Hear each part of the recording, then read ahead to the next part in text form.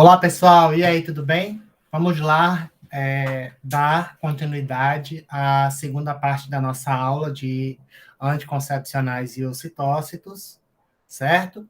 Agora a gente vai, de fato, começar a parte da farmacologia, já que antes nós fizemos uma breve revisão da neurofisiologia, né, que regula a produção e liberação, secreção de hormônios, tanto hipofisários quanto também gonadais, né, dos ovários.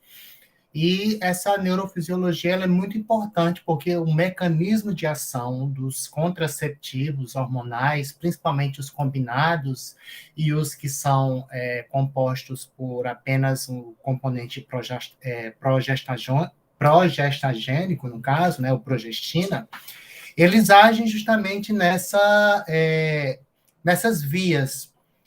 E aí eles regulam para menos ou para mais determinada parte do ciclo menstrual e, consequentemente, isso vai fazer com que esse ciclo ele seja inibido do ponto de vista em que não haverá fecundação, certo?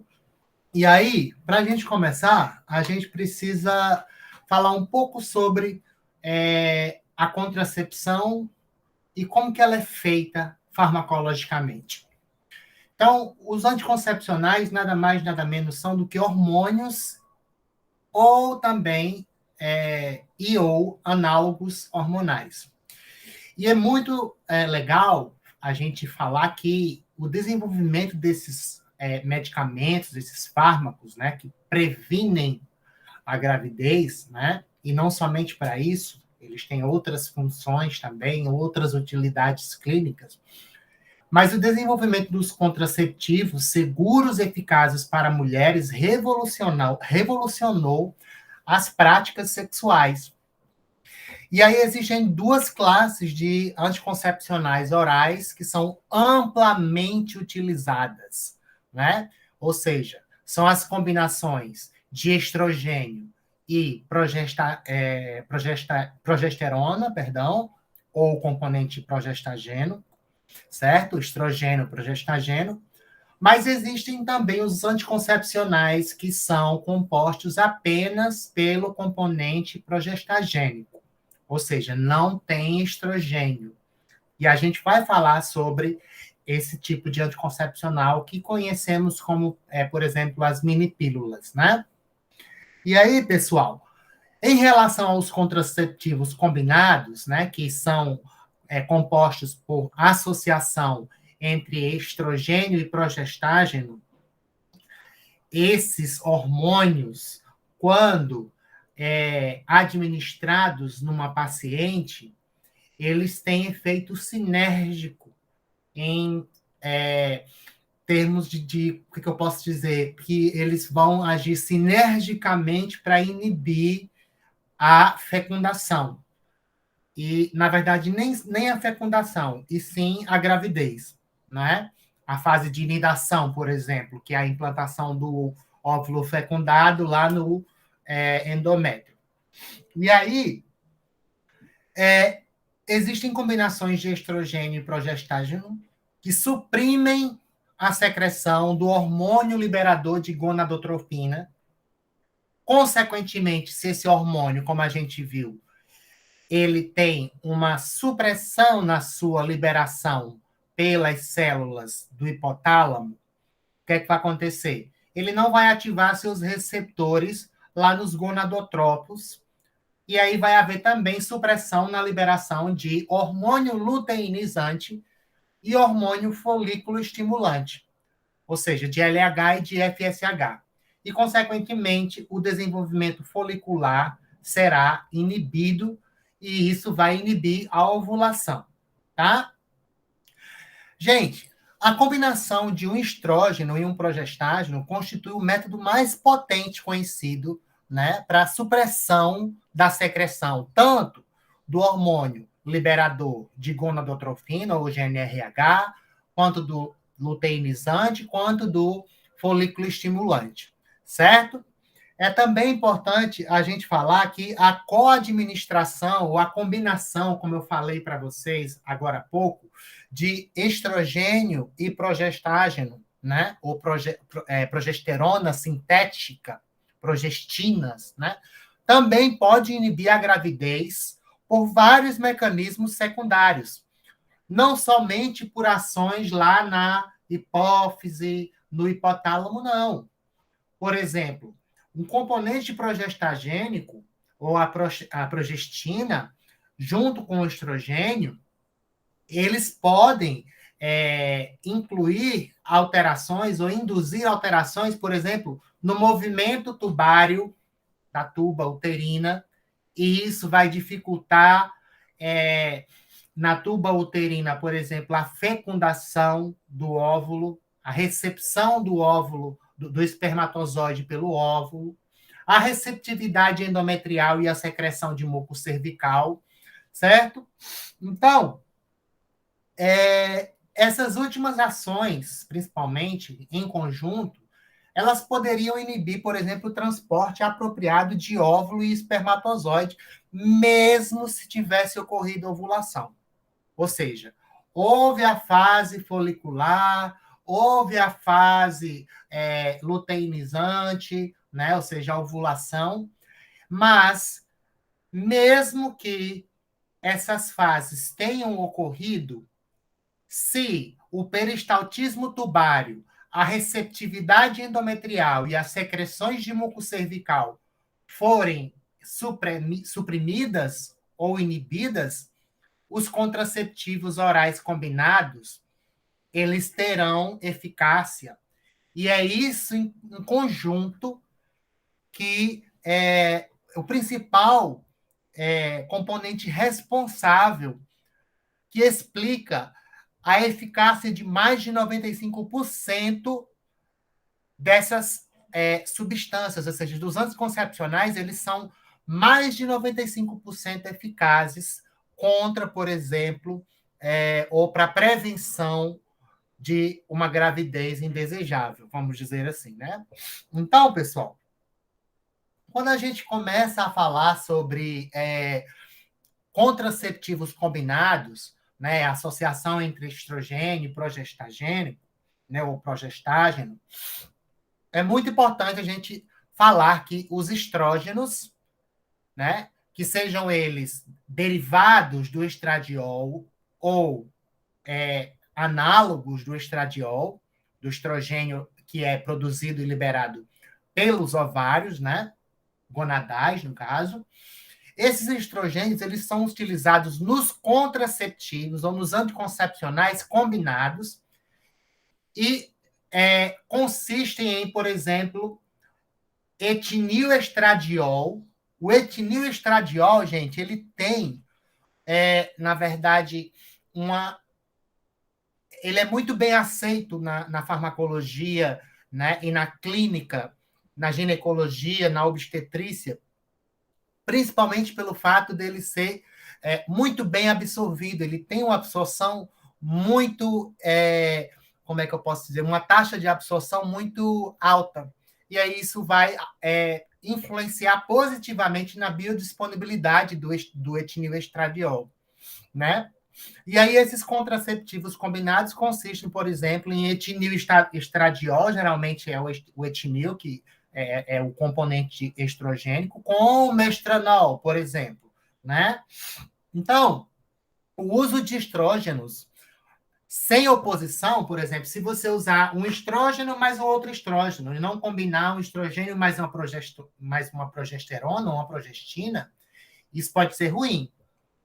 Porque existem vários estudos que mostram que o estrogênio sozinho, numa composição, numa forma farmacêutica, num comprimido, por exemplo, administrado em mulheres, somente composto esse comprimido pelo, pelo estrogênio ou pelo componente estrogênico, o que é que pode acontecer? Esse estrogênio, ele promove, se me lembrar lá daquela fase de crescimento, né? A fase folicular, que também é a fase de crescimento do endométrio uterino.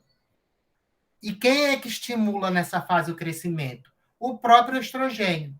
Então, se você tiver, no caso, uma combinação de, num anticoncepcional, um estrogênio mais um outro estrogênio, ou seja, dois derivados estrogênicos, o que é que pode acontecer? Vários estudos mostram que esses agentes podem aumentar o risco de desenvolvimento de câncer endometrial.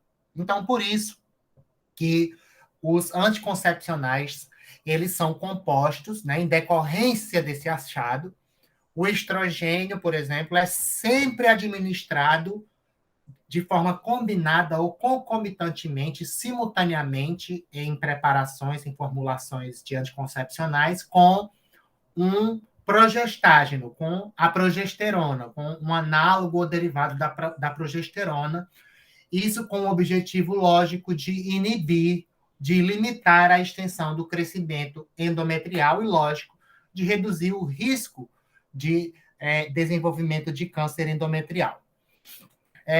Nesse slide, a gente vê duas estruturas químicas, né, que são utilizadas como componentes, né, como princípios ativos de contraceptivos combinados, e aí eles são utilizados de maneira numerosa, né? Então, são utilizados numerosos progestágenos nos contraceptivos combinados. A gente está falando de estrogênios anteriormente, mas numerosos, vários tipos de progestágenos eles, nos contraceptivos combinados, eles são utilizados, e todos são potentes agonistas dos receptores de progesterona. É lógico que seria ideal a gente imaginar que o progestágeno, ou a progestina, ou a progesterona do anticoncepcional apresentasse somente atividade sobre os receptores de progesterona.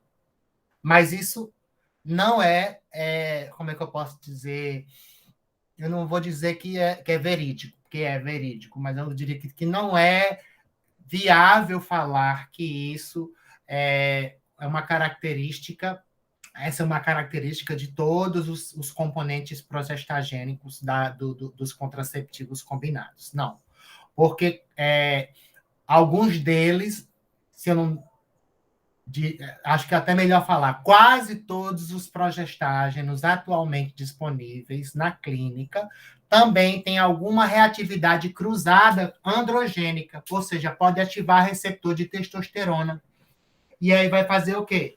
Vai fazer com que a mulher que fizer uso desse anticoncepcional, que tem esse componente progestágeno, apresente crescimento de pelo, né, engrossamento da voz, características masculinas começam a ser desenvolvidas. E aí, como eu falei para vocês na primeira parte da aula, lógico que as progestinas, os derivados da progesterona, atualmente se dividem em gerações, né, em 4 gerações. E aí, por exemplo, a partir da terceira geração, terceira e quarta gerações são as gerações que eu diria que tem, como é que eu posso dizer, uma menor ação androgênica, ou seja, menor capacidade de ativar receptores de testosterona e causar esses efeitos indesejáveis nas mulheres. Então, os progestágenos, eles variam quanto à sua atividade androgênica. Se a gente for falar em base molar, né, em concentração, o nogestrel e o levonorgestrel são os que apresentam maior atividade sobre receptores de testosterona, certo? E aí, perdão, nós temos também a noretindrona e o acetato de noretindrona. Essas duas substâncias que são derivados da progesterona, ou que são progestinas, elas apresentam uma atividade androgênica menor quando comparadas às substâncias das substâncias que a gente falou no slide anterior, certo? Os progestágenos de terceira geração, como eu falei, e aí eu vou dar exemplo, o etinodiol, o nogestimato, o gestodeno, o desogestrel, eles exibem uma reatividade cruzada, a gente chama de reação cruzada.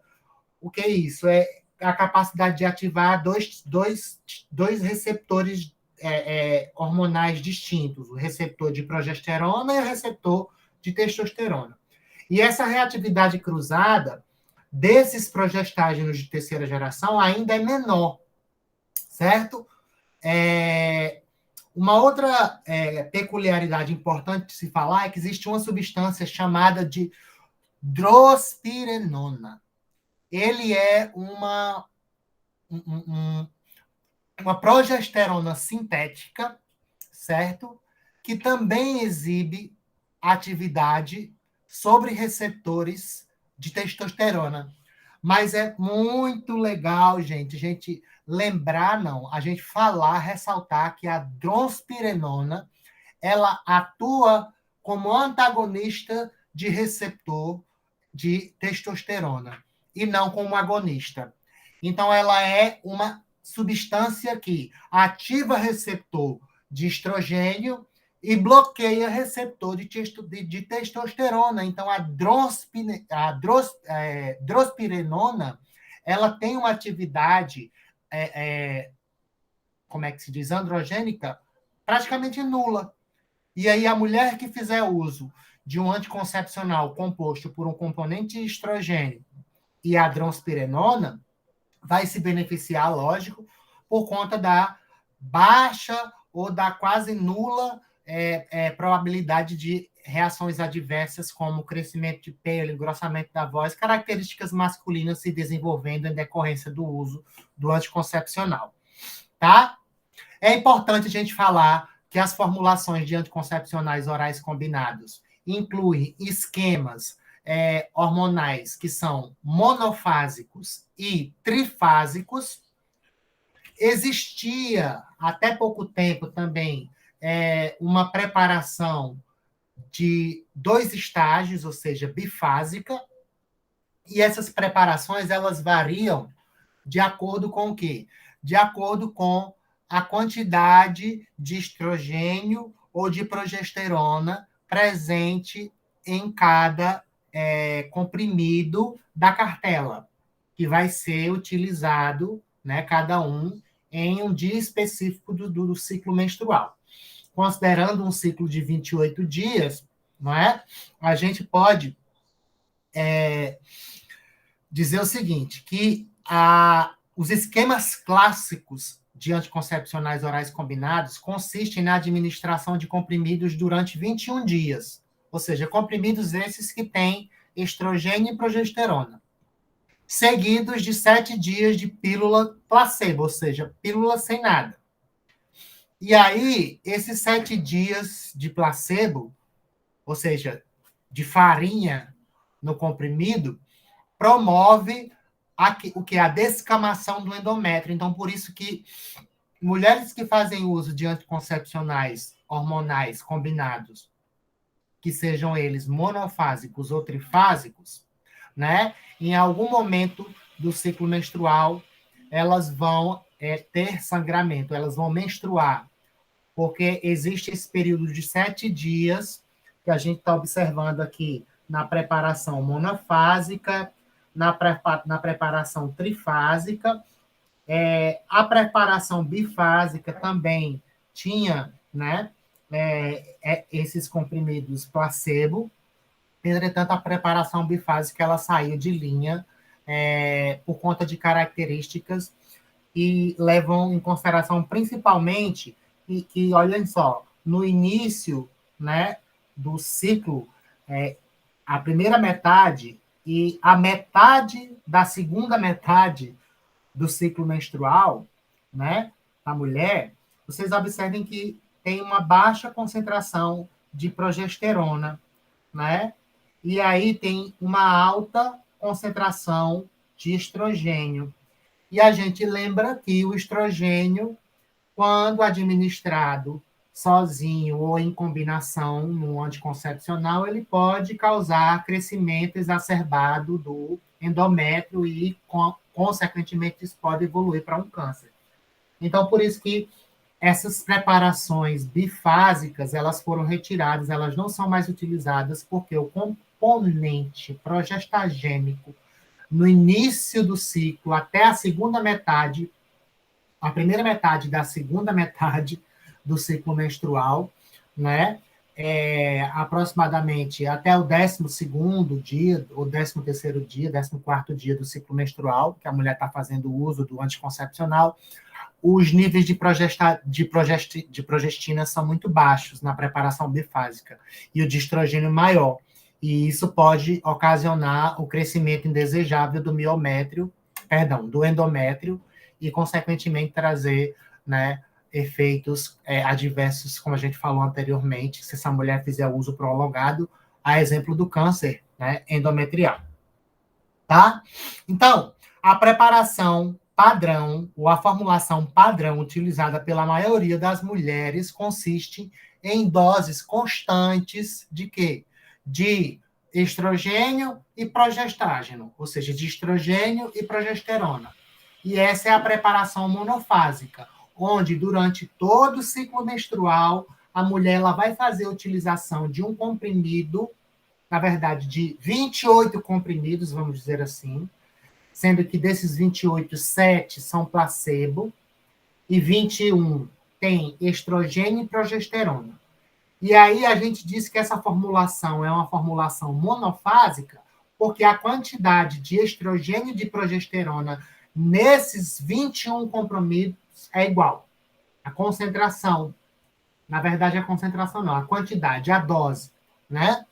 Então, essa é a preparação monofásica, mas nós temos também a preparação trifásica, que fornecem 2 ou 3 pílulas diferentes, que contêm quantidades variáveis de ingredientes ativos, como estrogênio e como progesterona. Então, se a gente observar o trifásico, olha só, na segunda metade do ciclo, né, da fase folicular, nós temos a mesma quantidade, quase a mesma quantidade de ambos, baixas concentrações, né, de estrogênio e de progesteronas, de progestinas, muito menor a concentração ainda, muito menor não, eu diria um pouco menor a concentração de progestina, e aí, quando a gente tem, da primeira metade da segunda fase, a gente tem uma concentração de estrogênio igual à da progesterona, e na terceira fase a gente tem uma concentração de estrogênio bem menor do que agora a concentração de progesterona. E isso vai ser importante porque no final do ciclo, né, da metade para o final, ou da segunda metade para o final do ciclo menstrual, a progesterona, em maiores concentrações, consegue inibir mais eficientemente, né, devido a essa concentração maior do que o estrogênio, inclusive, o hipotálamo para reduzir a liberação de GNRH, certo? E qual seria a vantagem dessa preparação trifásica, né? Então, a principal vantagem da administração trifásica, gente, é que a quantidade total de progestágeno, ou de progestina, ou derivado da progesterona administrada, é cada vez menor quando comparada à monofásica, né? Então, no decorrer do ciclo, a concentração vai diminuindo em relação à preparação monofásica, né? E aí, o que vai acontecer? Com efeito, a tendência geral nesses últimos anos tem sido diminuir. Esse é o objetivo, inclusive, eu diria que para a utilização de todos os fármacos, né? Que a tendência geral, para que a gente tenha um efeito farmacológico, terapêutico desejável, com o mínimo de efeitos adversos e a menor chance ainda de causar toxicidade, é o quê? Diminuir a dose. Então, por isso que, nos últimos anos, a tendência geral, nesses últimos anos, tem sido de diminuir as quantidades de estrogênio e progestágeno, né, ao menor nível necessário para inibir a ovulação. E aí, por isso que essa preparação trifásica ela é bem interessante. Entretanto, Não existe, gente, nenhuma diferença que a gente possa dizer assim que seja robustamente ou claramente estabelecida em efeitos adversos ou eficácia clínica da terapia monofásica em comparação com a trifásica, certo? Ainda não existe nada de forma robusta, né, ou cientificamente comprovado.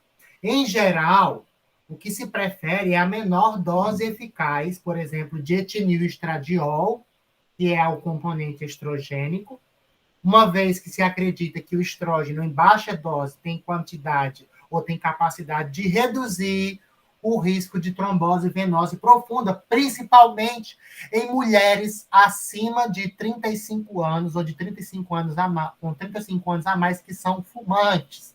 Né? Vários estudos mostram que mulheres que fazem uso de anticoncepcionais hormonais com 35 anos de idade a mais, que são fumantes, essas mulheres têm um risco muito alto de desenvolver doenças, né? Como é que se diz? Vasculares, né? Trombovasculares. Doença, por exemplo, como a trombose venosa profunda, o tromboembolismo pulmonar, o acidente vascular encefálico, o que mais? O infarto do miocárdio, ou até mesmo um ataque de isquemia, né? Por conta de um êmbolo que está impedindo o fluxo coronariano, enfim, tudo isso pode acontecer. Então, se a gente for falar do mecanismo de ação dos anticoncepcionais, o que a gente poderia dizer a princípio? Gente, os anticoncepcionais, a primeira coisa que a gente precisa saber,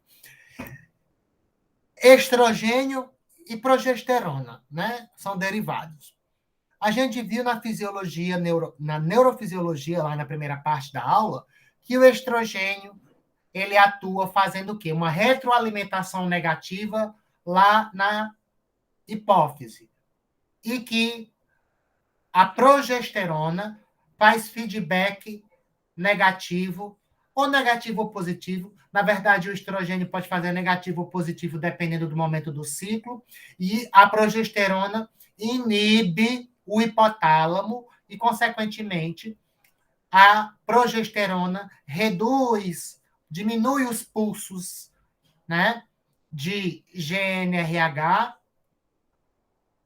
diminui a liberação de LH e FSH, porque não vai ter GNRH para estimular o gonadotropo a liberar essas gonadotropinas. E, lógico, o estrogênio vai fazer o quê? Inibindo a hipófise, ou adenohipófise, lá onde os, como é que se diz, gonadotropos estão produzindo LH e FSH, ela vai reduzir também, junto com a progesterona, a liberação ou a secreção desses hormônios na corrente sanguínea e, consequentemente, eles não vão conseguir estimular, por exemplo, o folículo de Greff a crescer para liberar estrogênio, nem para haver a ruptura do folículo, liberação do óvulo, aquilo tudo pode ser inibido ou pode até acontecer, só que o processo de nidação, que é a implantação do óvulo fecundado no endométrio, vai ser totalmente dificultado, por algum mecanismo. E a gente vai falar sobre esses mecanismos, certo? Então, os contraceptivos orais, gente, em combinação, eles atuam impedindo a ovulação, como a gente está observando aqui, né? Aqui a gente tem hipófise, FSH, LH, ovário, ovulação, estradiol, progesterona, os níveis de cada um sendo liberados, e a gente vê que no caso, esses hormônios, eles podem agir na hipófise, promovendo a inibição da liberação de LH e de FSH. Mas se a gente for falar de mecanismo mesmo, mecanismo farmacológico, esses anticoncepcionais orais em combinação, eles atuam impedindo o quê? A ovulação. Como? Se a gente fizer medidas ou dosagens dos hormônios plasmáticos, como LH e FSH, né? Medidas periódicas durante um ciclo menstrual inteiro, em que a mulher esteja fazendo utilização do anticoncepcional, o que é que vai acontecer? Essas mensurações diretas desses hormônios, elas vão indicar que os níveis de, lógico, de LH e FSH estarão reduzidos, serão suprimidos pelo estrogênio e pela progestina. E que o surto de LH no meio do ciclo menstrual encontra-se ausente. Que os níveis de esteroides endógenos se mostram diminuídos, porque já tem estrogênio e progesterona no comprimido da pílula, e aí o ovário, como não está sendo estimulado pelo FSH nem pelo LH, vai ter redução na produção de estrogênio e de progesterona, por conta principalmente do mecanismo de ação desse estrogênio e dessa progesterona composto, que compõe, perdão, a formulação do anticoncepcional hormonal, certo?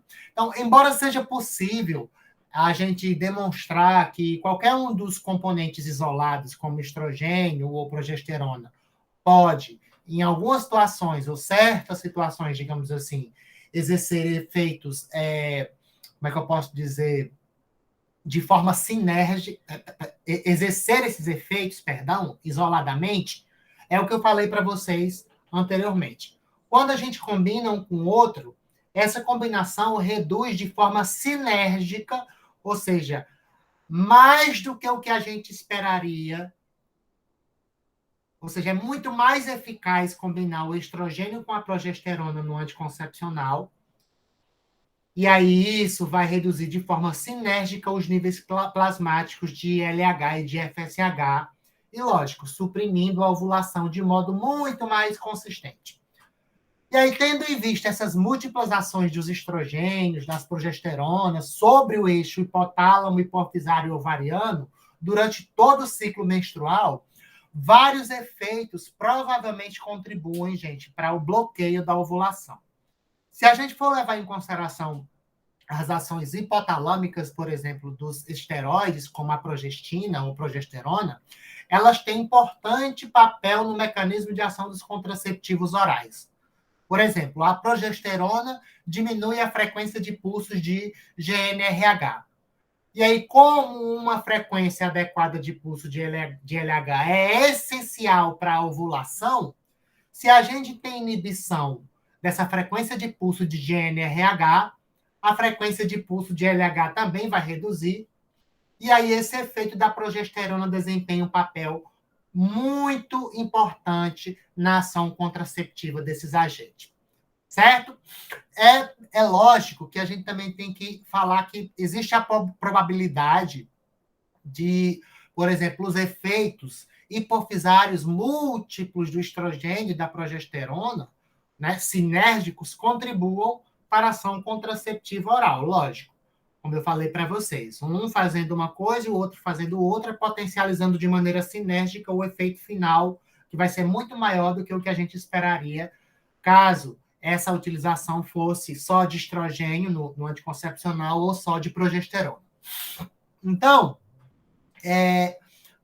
a gente pode dizer que é plausível que os anticoncepcionais eles diminuam, né, os anticoncepcionais orais diminuam, por exemplo, a sensibilidade da hipófise ao GNRH.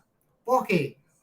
Porque, da mesma forma que o estrogênio, no início da fase folicular, quando ele promove o crescimento do folículo de Greff e aquela célula, aquele folículo começa a liberar o estrogênio, aquele estrogênio faz o feedback negativo na adenohipófise, a adenohipófise reduz a liberação de gonadotrofinas. Então, o que vai acontecer? Os estrogênios também suprimem a liberação quando estão dentro, né, da preparação do anticoncepcional, eles vão inibir a liberação de LH e FSH a partir da hipófise durante, por exemplo, a fase folicular do ciclo menstrual. E aí, com certeza, a gente pode imaginar, não. Posso dizer com certeza e pode ser que a gente pode imaginar, né? Uma coisa aliada à outra. Que esse efeito provavelmente vai contribuir para a ausência de desenvolvimento folicular nas mulheres que fazem uso de anticoncepcionais orais. Quando a gente fala de progestina ou progesterona, derivados de progesterona, né, a gente também pode lembrar que as progestinas elas inibem o surto de LH induzido pelo estrogênio na metade do ciclo, porque ela vai lá no hipotálamo e inibe a liberação de GNRH. Mas a gente também pode ter outros efeitos acontecendo, contribuindo em menor extensão, é lógico, para a ação extraordinária, eficácia extraordinária que a gente vê, né? Que inclusive existem estudos que mostram que os anticoncepcionais eles têm eficácia até, principalmente os que têm progestágenos de terceira e quarta geração, a eficácia de mais de 99%, né? Então, esses efeitos adicionais podem ser comentados de que maneira? Quais são esses efeitos? Diminui o trânsito de espermatozoides, o trânsito do óvulo pela tuba uterina, e aí isso vai dificultar a fertilização do óvulo, né? Que é muito importante para determinar a gestação.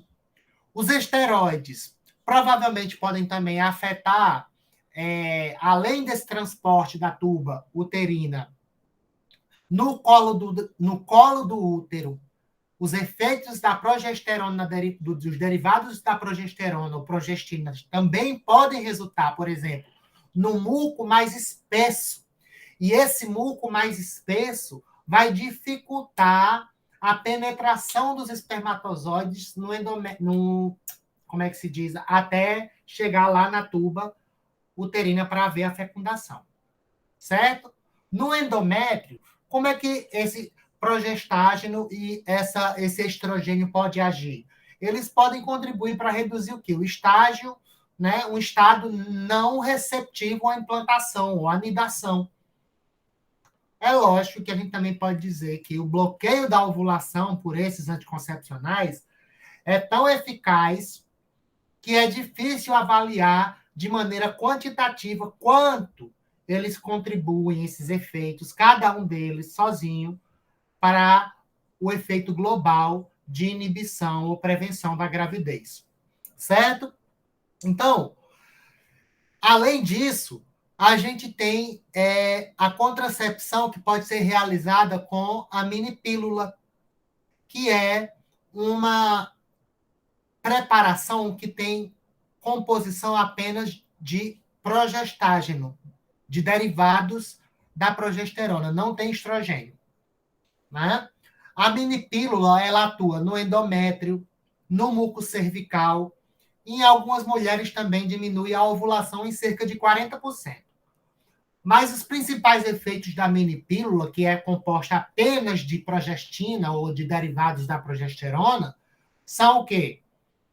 Inibir a anidação, inibir o trânsito do espermatozoide por conta, a permeabilidade dos espermatozoides por conta do aumento né, como é que se diz? O muco ele fica mais espesso. Diminui a preparação da mucosa uterina para a anidação do ovo. Inibição desses processos são muito importantes. E se eles não ocorrem, o óvulo fecundado, ele não vai conseguir fazer o que? A anidação, não vai conseguir se implantar lá no útero. E aí a gente vai ter a inibição ou a prevenção da gravidez. Né? Vantagens da minipílula. Boa eficácia, lógico. Eficácia quando a gente tem o quê? O uso correto. Porque se esquecer um dia, aí o bicho pega, né? Pode como é que eu posso dizer? Haver riscos, sim. Né? A minipílula ela tem uma reversibilidade em termos de ação e efeito quando comparado ao anticoncepcional combinado, uma maior reversibilidade de efeitos, já que é um anticoncepcional, né, a minipílula composta por um único componente hormonal, que é a progestina, ou derivado progestagênico, ou da progesterona, perdão, né? Uma vantagem, ela pode ser utilizada durante a amamentação, o que não é recomendado para os anticoncepcionais que contêm estrogênio, né? Porque o estrogênio ele pode, né? Diminuir a produção do leite. As vantagens, outra vantagem, a mini pílula ela pode ser utilizada em mulheres que não podem receber estrogênio, ou não podem tomar estrogênio, ou que são tolerantes ao estrogênio, ou seja, toma estrogênio e o estrogênio não serve de nada, o organismo não responde ao estrogênio. Então, a mini pílula ela tem essas vantagens, mas ela também tem desvantagens. Requerem as mini pílulas disciplina, supervisão médica regular. A mulher ela tem que tomar cada uma das mini pílulas da cartela, né, de maneira muito disciplinada, por conta do risco. E se a gente só tem um progestagênio agindo para inibir esses processos, principalmente de maneira periférica, a gente está vendo aqui, né, no útero e no ovário, então, sem o estrogênio inibindo também lá no sistema nervoso central, né, o eixo hipotálamo-hipófise, o risco, no caso, de haver gravidez, se houver o esquecimento, né, a mulher esqueceu de tomar a pílula, né, o risco, lógico, pode aumentar. Né? Mas elas são bastante eficazes, apesar de existir essa requisição de disciplina. Supervisão médica regular, porque pode causar também, ela também pode causar pequenos sangramentos, né? Podem causar alterações menstruais, certo? Então, ela não inibe totalmente a menstruação. E em algumas situações, pode sim haver algum sangramento, pequenos sangramentos, alterações menstruais, porque a progesterona sozinha, né, ela não vai conseguir inibir, por exemplo, o crescimento, como é que eu posso dizer, do endométrio ao ponto que ele chegue numa fase de precisar descamar. E aí, por isso que a gente observa alguns picos de alguns momentos, né, mesmo que a mulher faça uso da mini pílula, ela pode ter sangramentos, né, pequenos, né, e algumas alterações também menstruais, uma irregularidade no ciclo menstrual. Ações do estrogênio. Ele não age só no sistema reprodutor feminino, não, gente. O estrogênio é um hormônio esteroide muito potente. Licença. E além de ser potente, ele tem receptores onde vocês imaginarem, acho que em quase todos os tecidos, né? Principalmente de órgãos vitais, como o coração, né? Como o fígado, como os rins. O estrogênio ele tem receptores. Receptores hormonais, que a gente viu lá, né? No começo da nossa aula, que são receptores que atuam através de mecanismos canônicos, clássicos, ou seja, estimulam a transcrição gênica, mas existe também o receptor de estrogênio, que hoje em dia é conhecido como GPR. Antes era o GPR30, que é um receptor acoplado à proteína G estimulatória. Ou seja, ele não é um receptor intracelular. Ele está expresso no coração, nos vasos, no sistema reprodutor feminino. Ele também participa da regulação, por exemplo, do sistema cardiovascular. Então, é importante que a gente fale o seguinte, que o estrogênio, quais ações esse estrogênio que está sendo administrado através de um anticoncepcional pode causar no sistema cardiovascular? É lógico que esse estrogênio não está sendo produzido numa quantidade fisiológica, ele está sendo administrado através de uma pílula, né, combinada com progesterona, derivado do progestagênico, ou progestina. E aí, dependendo, lógico, gente, isso é muito relativo, não é para todas as mulheres, não. Mas eles podem aumentar o quê? A atividade dos fatores de coagulação. o estrogênio ele pode aumentar a atividade da cascata de coagulação. E aí a formação de coágulo pode ser facilitada. Mas já existem estudos que mostram que esse aumento na coagulação, perdão, ocorre principalmente em mulheres que têm 35 anos ou mais e que são fumantes. Ah, então eu tenho 25 anos, sou fumante e não tenho risco. Existe o risco, sim. Só que esse risco é muito maior quando a mulher ela tem acima de 35 anos e é tabagista, certo? Supressão do caso na secreção de leite, né? Pode causar também efeitos na mama tróficos, certo? Apoptose de osteoclastos, ok? Metabolismo lipídico, diminui o LDL, aumenta a lipoproteína de alta densidade, o HDL, isso é bom, né? E tem ações sobre os triacilgliceróis ou triglicerídeos, diminuindo a quantidade de triglicerídeo em algumas situações, lógico, numa quantidade terapêutica. Na glicemia, por que tem essa seta que vai para os dois lados? Porque a glicemia ela pode variar para mais ou para menos, dependendo da quantidade de estrogênio que esteja na formulação ou que a mulher esteja fazendo utilização. Certo? A progesterona, os derivados da progesterona, progestinas, né?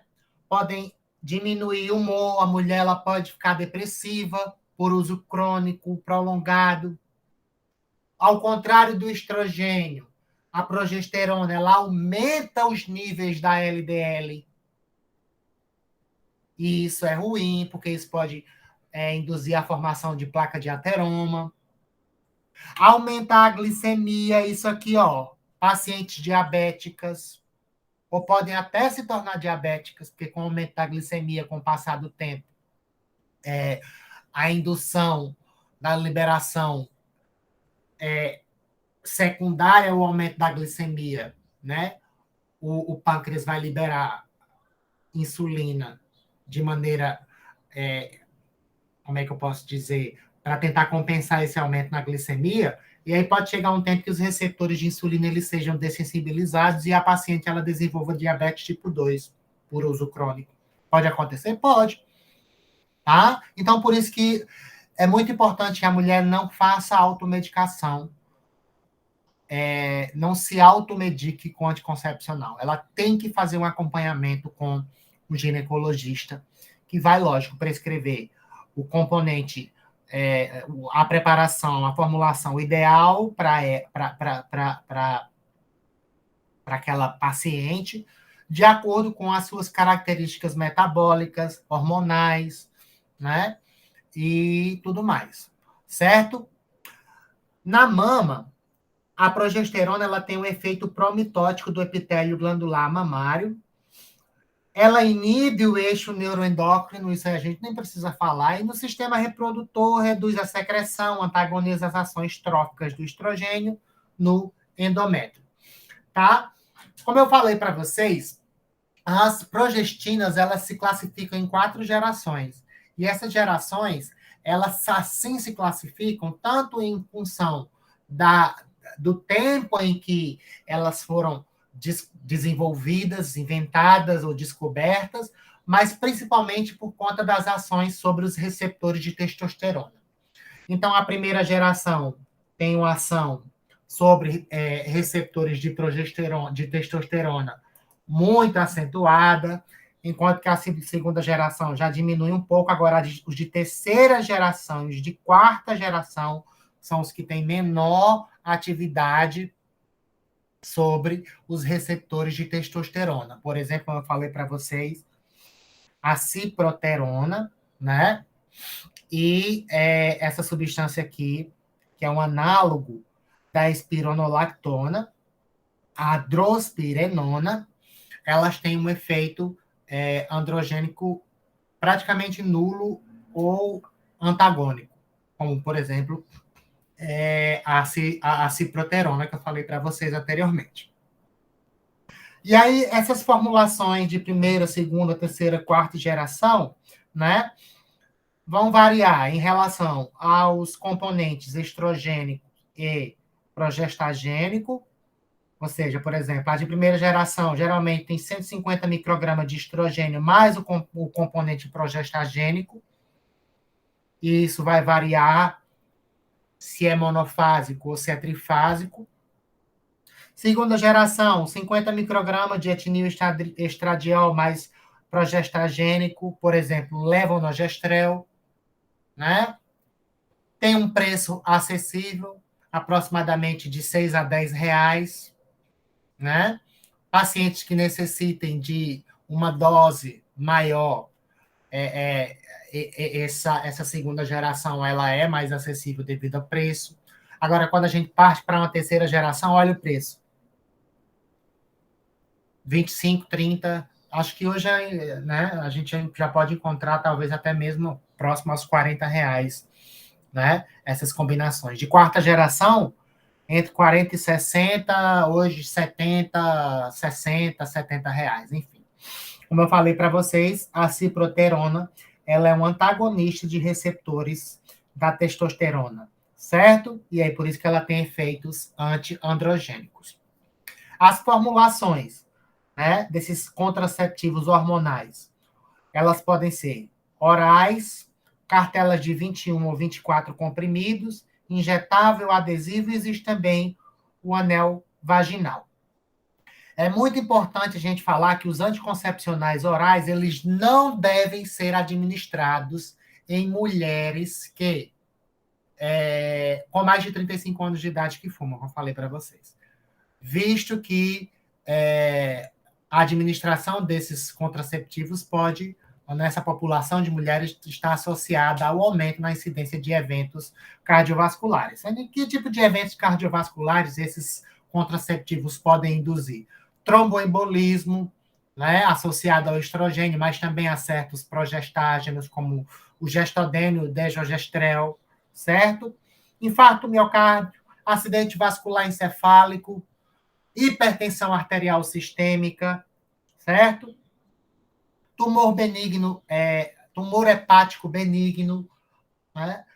Náuseas, aumento da pigmentação cutânea, ganho de peso, aumento da quantidade de pelo. Quanto mais a ação androgênica ele tiver, maior vai ser a chance da mulher desenvolver, né, esse aumento na quantidade de pelos em locais comuns ao homem, né? Existem também os anticoncepcionais que são encontrados em formulações injetáveis. Lógico, também vão atuar na ovulação, no endométrio, muco e cervical, porque eles são combinados, tem uma parte de estrogênio e outra de progestina. Ok, gente?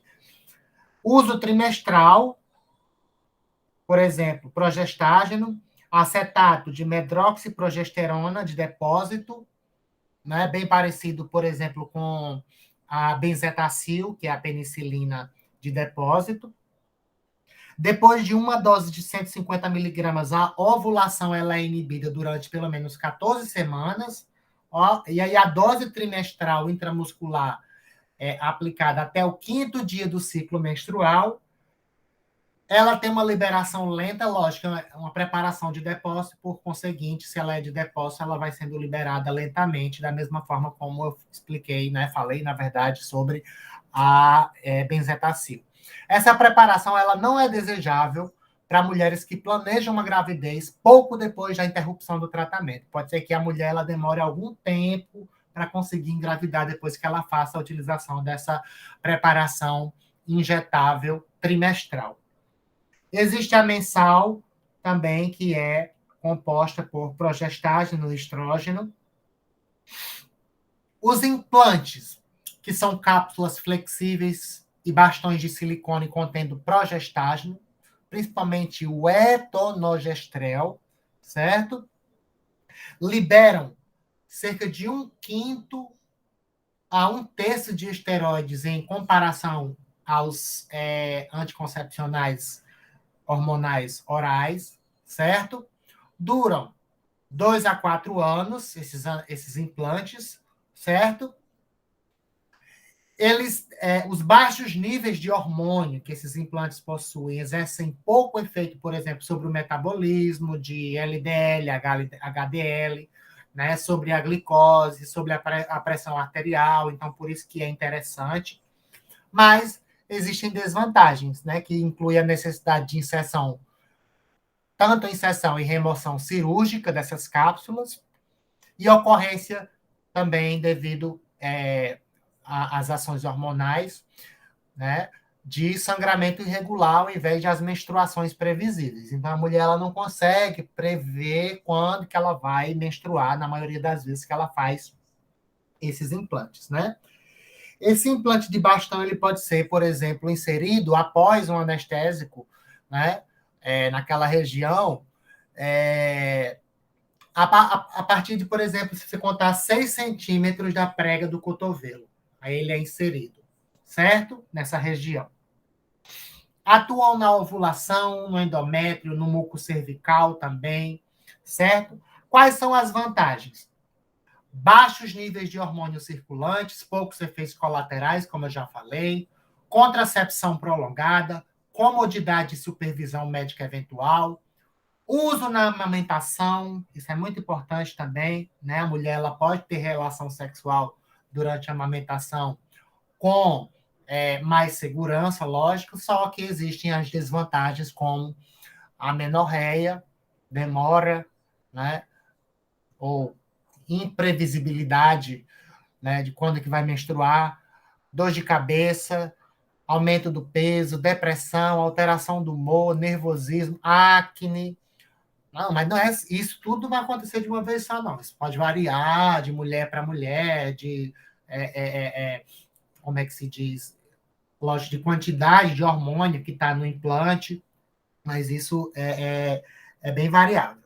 E às vezes pode nem acontecer. A mulher pode nem apresentar efeitos adversos a esses implantes. A gente também tem adesivos transdérmicos, né? Que a gente pode colar, a gente não, a mulher ela pode colocar, por exemplo, atrás aqui, né, do ombro, um adesivo com anticoncepcional, no braço, né? E em várias regiões. Esses adesivos transdérmicos, eles são compostos, por exemplo, por um componente estrogênico, a exemplo do estradiol, mais progestina, ou seja, uma progesterona sintética que é trocada, ou que são trocados geralmente 3 semanas depois de serem implantados, tá? Locais de aplicação, geralmente nas nádegas, abdômen, parte superior do dorso, né? Como é que eu posso dizer? Parte externa do braço, né?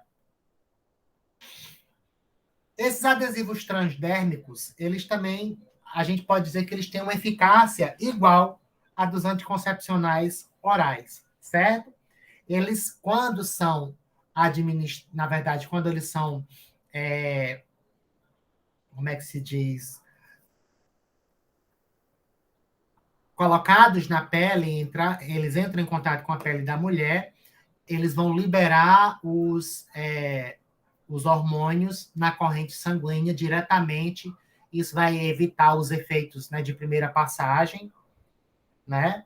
Porque não passam pelo fígado, certo? Não há redução da eficácia quando ocorre, por exemplo, vômito e diarreia, como a mulher que pode, por exemplo, tá tomando anticoncepcional e sente enjoo por conta de um efeito adverso e acaba vomitando, né? Ou tendo uma desregulação na microbiota intestinal, e isso pode causar diarreia e comprometer a absorção do anticoncepcional oral. Isso não ocorre com o adesivo transdérmico, tá? Pode ser útil também para as mulheres que esquecem de tomar pílulas. Quando suspenso, por exemplo, o uso, a mulher ela pode retornar facilmente, muito mais rapidamente à fertilidade, quando comparado ao anticoncepcional injetável, principalmente o anticoncepcional trimestral, né? A mulher ela demora um tempo a conseguir engravidar depois de fazer uso prolongado desse anticoncepcional injetável. O adesivo transdérmico ele não apresenta essa desvantagem, ou seja, a mulher ela consegue engravidar mais rapidamente depois de fazer a utilização através de anticoncepcionais ou desses hormônios através desses adesivos transdérmicos. Mas, lógico, como todo medicamento, como todo fármaco, os adesivos transdérmicos são, como é que eu posso dizer, formas farmacêuticas que contêm estrogênio e progesterona, e, lógico, tem suas desvantagens, como pequenos sangramentos fora do intervalo, ou seja, a mulher não consegue prever quando, com esse adesivo transdérmico, que ela vai menstruar. Pode acontecer no momento inesperado. Isso aí, lógico, é bastante inconveniente. O adesivo ele pode se como é que se diz? Ele está aderido, né? A pele ele pode cair. Isso pode comprometer a liberação do hormônio e a quantidade de hormônio plasmático necessário para impedir a gravidez, certo? A mulher que é sensível, tem uma pele sensível, pode apresentar dermatite, alergia, irritação. Ele também, lógico, pode causar náusea, cefaleia, mas é o que eu falei para vocês. Não é como o comprimido que você toma, a mulher toma, sente a náusea e vomita o comprimido do anticoncepcional. E ele, como é que esse anticoncepcional vai agir se a mulher ela vomitou? Né? Com o adesivo transdérmico, essa desvantagem ela é anulada, certo? Agora a gente vai falar do anel vaginal, um anel que é implantado na vagina. Gente, ele é flexível, é um anel flexível composto por silicone, certo? Ele libera diariamente aproximadamente 15 microgramas de estradiol ou etinil-estradiol, que é o estrogênio, né? E 120 microgramas de etornogestrel, que é o progestágeno, certo? Ele é posicionado na vagina, colocado no primeiro dia da menstruação. Tá? A mulher começou a menstruar hoje, coloca o anel vaginal no primeiro dia do ciclo menstrual dele. E ele é retirado na terceira semana depois do início da menstruação. E aí, quando ele é retirado, a mulher ela passa uma semana sem o anel vaginal e depois ela coloca novamente. Então, como é o esquema? Primeiro dia da menstruação, coloca o anel vaginal, passa 3 semanas, retira, uma semana sem o anel vaginal e depois retorna com o mesmo esquema, certo? Ele não funciona como diafragma, não se enganem, viu? Nada a ver com diafragma. Diafragma é uma coisa, o anel vaginal é outra, tá? Vantagens do anel vaginal. Ele é tão eficaz quanto o anticoncepcional na forma de pílula, tanto o anticoncepcional que tem estrogênio e progestina, quanto a mini pílula que tem só progestina ou progesterona. Ele tem a mesma eficácia, tá? Não causa desconforto, não interfere nas relações sexuais, isso aí é bastante importante também de se falar. Não sofre efeito de primeira passagem, como os que são administrados pelo trato gastrointestinal, ou seja, o comprimido ou a pílula. Menor incidência de problemas gástricos, de enjoo, isso aí é uma vantagem, né? Mas o anel vaginal, gente, libera hormônio, que está sendo fármaco. Tem suas desvantagens também, como um sangramento irregular e imprevisível.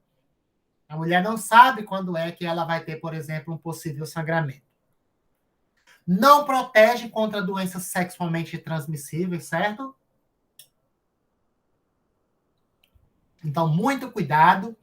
Quem achar que o anel vaginal é uma espécie de camisinha feminina, pode tirar no cavalinho da chuva. Porque você pode usar o anel vaginal e prevenir a gravidez, mas pode pegar, pode ser contaminada por um micro-organismo, um vírus, né?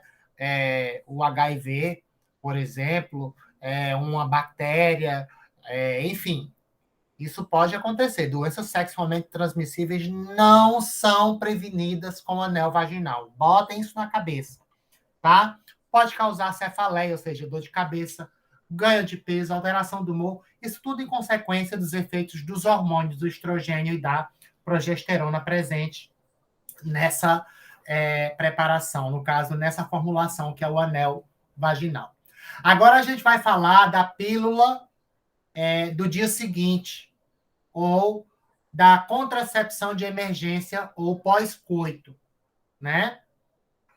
Pílula do dia seguinte, que é indicada, por exemplo, quando existe ruptura do preservativo da camisinha, coito, ou seja, sexo, né? A mulher teve uma relação sexual desprotegida, ela ou utiliza o DIU deslocou, e aí ela pode fazer a utilização dessa pílula do dia seguinte, certo? Essa pílula ela tem qual constituição? Ela tem grandes doses de progestágeno sozinhos.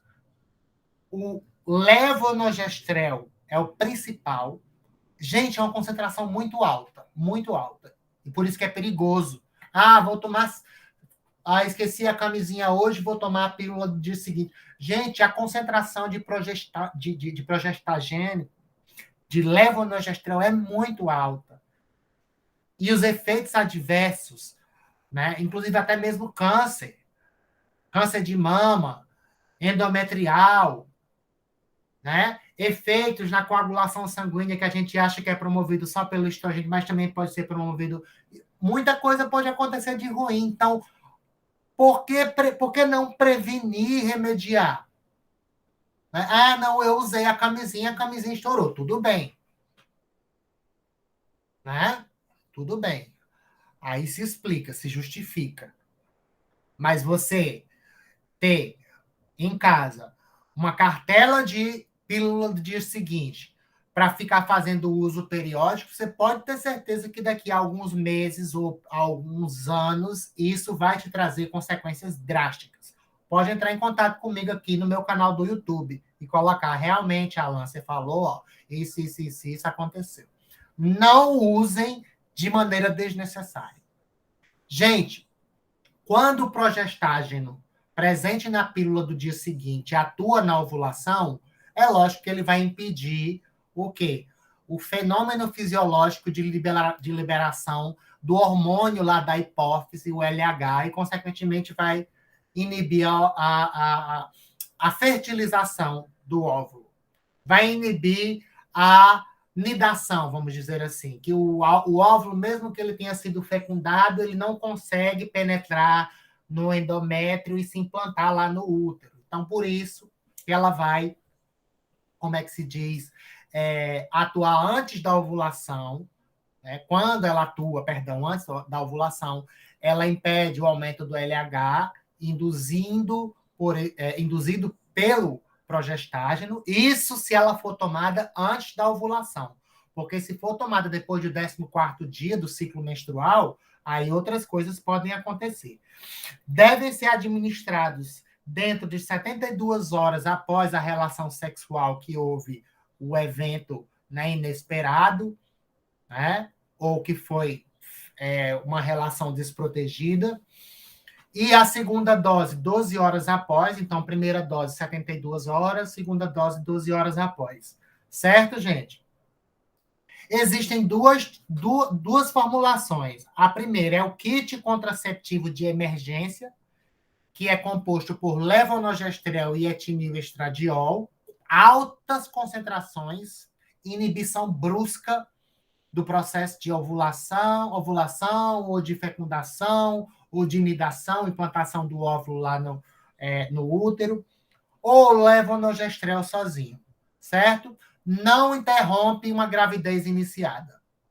Quem achar que tomar a pílula do dia seguinte vai causar aborto, não. A gravidez, uma vez que o óvulo fecundado se implantou no útero e o beta-HCG começou a ser produzido, né, em uma quantidade alta, a gravidez foi iniciada, já era. Não adianta ficar tomando pílula pós-coito achando que você vai abortar, não. Certo? Os efeitos adversos frequentes, geralmente, são náuseas e êmese, porque realmente existe muito hormônio nessas pílulas, certo, gente? E aí, quais são os benefícios dos anticoncepcionais? Eles podem é, diminuir o sangramento menstrual exacerbado, melhorar problemas de pele como a acne em mulheres que têm ovário policístico, diminui o risco de anemia, diminui a tensão pré-menstrual, ou TPM, diminui o risco de desenvolvimento de cistos ovarianos e mamários, o risco de doença inflamatória pélvica. Então, todas essas, né, esses benefícios listados são observados quando o anticoncepcional é utilizado de maneira correta, certo? Agora a gente vai falar da indução do trabalho do parto através dos ocitócitos, como a ocitocina, que é o principal ocitócito, o misoprostol, que é um análogo sintético da prostaglandina E1, prostaglandina Z2 e PGF2-alfa, e a dinoprostona, que é um análogo, ou seja, um análogo da PGE2. Então, o que é que vai acontecer? Qual é o mecanismo de ação? Olha só, a gente está vendo aqui o receptor da prostaglandina 2-alfa. O que é que esse receptor faz? Ele é acoplado à proteína GQ, e aí vai haver aumento do IP3, aumento do cálcio dentro da célula. Esse cálcio vai formar um complexo mais a calmodulina. Formando o complexo cálcio-calmodulina, vai ativar nessa célula do músculo uterino, do miométrio. Esse complexo cálcio-calmodulina vai fazer o quê? Ativar a sinase da cadeia leve de miosina, e aí a cadeia leve de miosina vai induzir a contração, e isso vai causar estímulo do trabalho do parto. A ocitocina também faz a mesma coisa, só que ela ativa o receptor OXT, o receptor de ocitocina, certo? Que também é acoplado à GQ, o mecanismo de ação é o mesmo. E aí existe, por exemplo, o misoprostol, que é, inclusive, utilizado para fazer aborto. Como é que eu posso dizer? Abortos são feitos com o Citotec, né? Vocês devem conhecer o Citotec, devem ter ouvido falar já. Então, o nome do fármaco, do princípio ativo do Citotec é o misoprostol. O que é que o misoprostol faz? Faz a mesma coisa que a PGF2-alfa. Aumenta a contração uterina e induz o quê? O aborto. Mas, se isso for uma situação obstétrica, ou seja, é necessária a indução do parto. Quando? Quando o risco, ou existe risco percebido de prosseguir a gravidez para a mãe e para o feto, e se esse risco for maior do que o risco do parto ou indução farmacológica. Tá? Se o risco para a mãe e para o feto for maior do que o risco do parto, a indução farmacológica pode ser feita com ocitocina, com Citotec, que é o misoprostol, com prostaglandina, ou com dinoprostona, que é PGE2, certo? A ocitocina é o principal fármaco de escolha para a indução do trabalho de parto.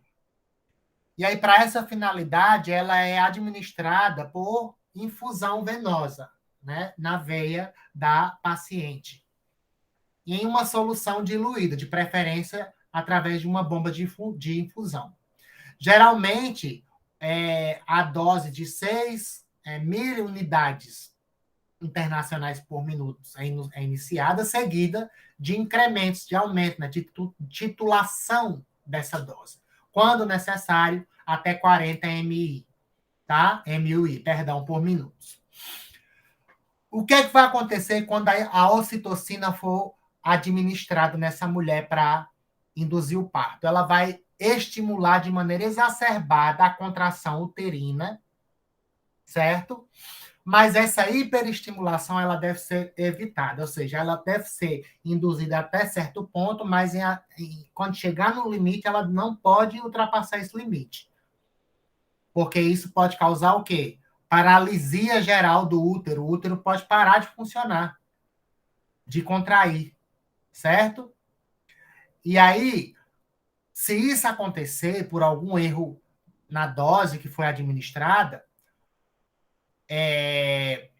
contrações muito frequentes vão ocorrer e muito intensas.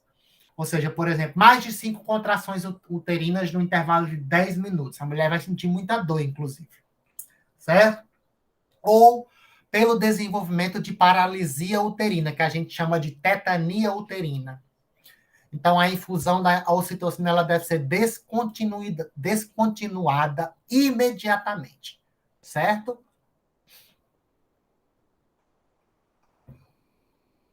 Geralmente, a meia-vida da ocitocina intravenosa é relativamente curta, de 12 a 15 minutos. O momento é um tempo, um intervalo de tempo essencial, como é que eu posso dizer, necessário para indução do quê? Do parto, né?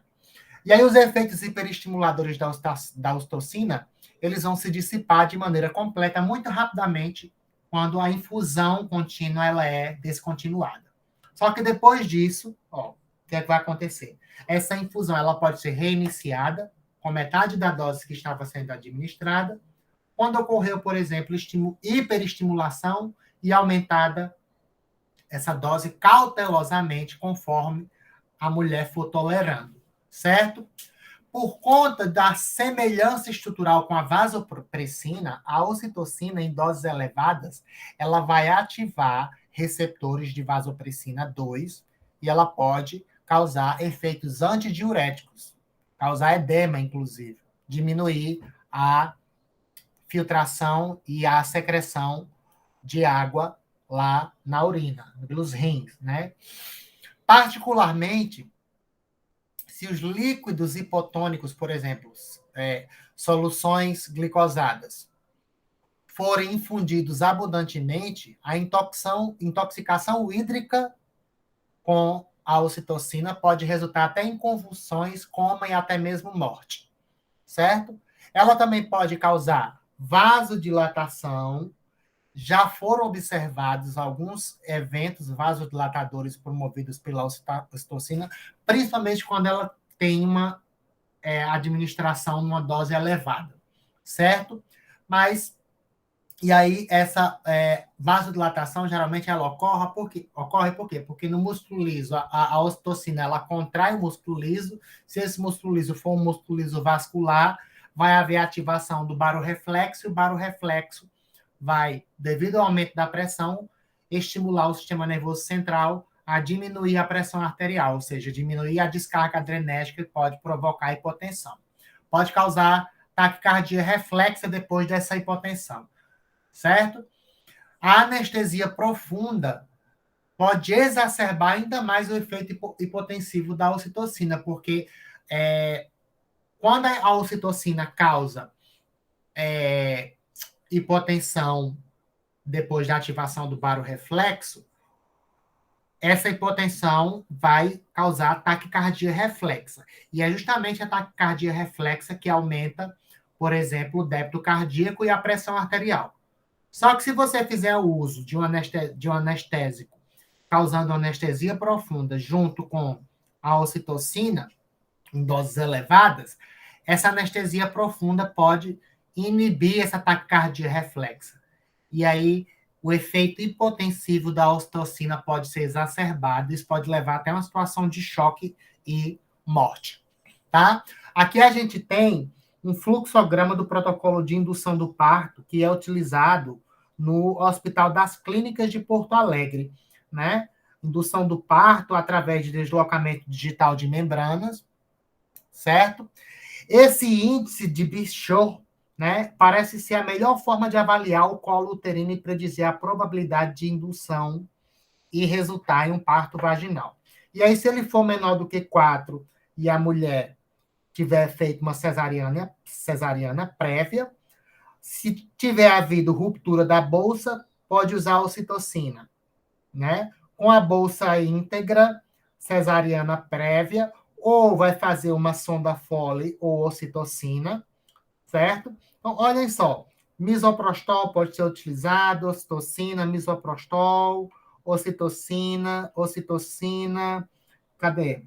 Então, precisam que em vários momentos desse protocolo, desse fluxograma, a ocitocina ou o misoprostol, que é o Citotec, podem ser utilizados nesse fluxograma que é utilizado no Hospital das Clínicas de Porto Alegre.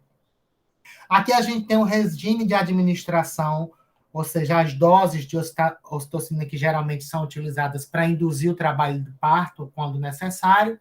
Então, a farmacologia neuroendócrina que regula a atividade reprodutiva feminina foi vista de maneira, acredito eu, que ampla nessas duas partes da nossa aula, né? Parte 1 e parte 2. Então, muito obrigado, gente, pela atenção. Espero vocês na próxima aula. E qualquer dúvida, podem deixar seus comentários. Os meus alunos, lógico, podem entrar em contato diretamente comigo. E é isso. Muito obrigado pela atenção e até a próxima.